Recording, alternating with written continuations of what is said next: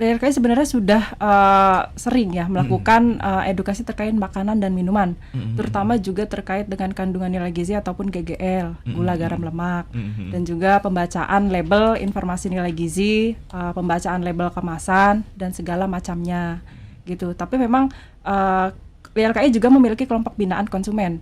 Jadi beberapa konsumen dari kelompok binaan YLKI itu juga mengutarakan bahwa mereka kesulitan untuk membaca informasi nilai gizi, contoh.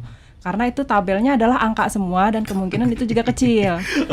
Itu pun yang orang dewasa.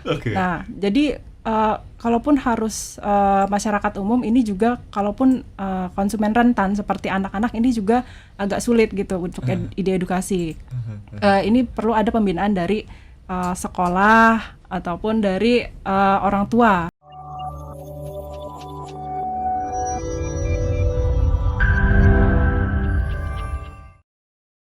Bu Niti, saya malah jadi penasaran gitu ya. Mungkin dari YLKI pun juga pernah mendapatkan informasi atau juga mengetahui sebetulnya alur impor makanan, terutama yang dari luar negeri gitu ya, dari Cina dan juga negara-negara lainnya juga, ketika masuk ke Indonesia itu seperti apa?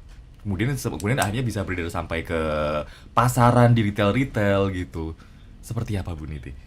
Oh iya, sebenarnya saya karena bukan saya pemerintah, saya kurang paham secara teknisnya ya.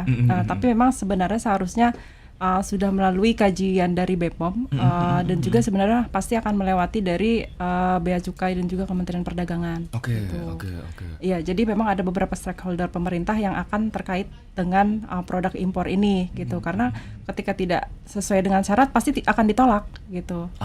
Iya, sudah pasti. Jadi kalaupun ilegal itu pasti akan ada sesuatu yang salah di alurnya gitu, di mekanismenya.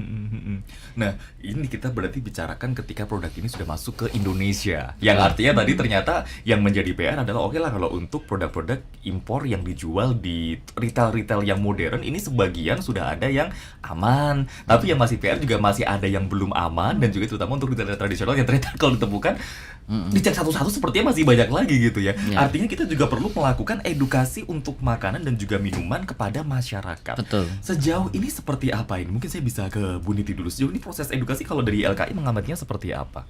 Iya, YLKI sebenarnya sudah sering ya melakukan edukasi terkait makanan dan minuman, terutama juga terkait dengan kandungan nilai gizi ataupun GGL, gula, garam, lemak, dan juga pembacaan label informasi nilai gizi, pembacaan label kemasan dan segala macamnya gitu. Tapi memang YLKI juga memiliki kelompok binaan konsumen. Jadi beberapa konsumen dari kelompok binaan YLKI itu juga mengutarakan bahwa mereka kesulitan untuk membaca informasi nilai gizi, contoh. Karena itu tabelnya adalah angka semua dan kemungkinan itu juga kecil. Itu pun yang orang dewasa. Nah, jadi kalaupun harus masyarakat umum ini juga, kalaupun konsumen rentan seperti anak-anak ini juga agak sulit gitu untuk ide edukasi. Ini perlu ada pembinaan dari sekolah ataupun dari orang tua. Jadi edukasi itu sebenarnya dari YLKI sendiri sudah melakukan beberapa kali dan ada kelompok binaan. Jadi kita gunakan untuk peer group supaya kelompok binaan YLKI itu untuk mengedukasikan secara luas ke komunitas ataupun kelompok mereka masing-masing gitu.